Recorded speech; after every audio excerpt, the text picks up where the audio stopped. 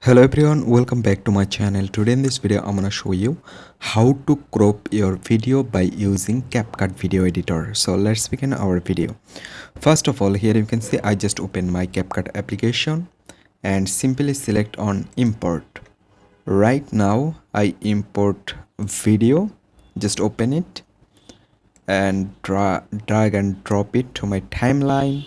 And if I want to crop it, just select this icon here, you can see crop, and where you want to crop, you just need to select and then select confirm.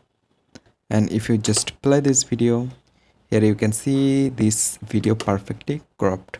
Right now you can export it by click on here and you can change your settings, just export it.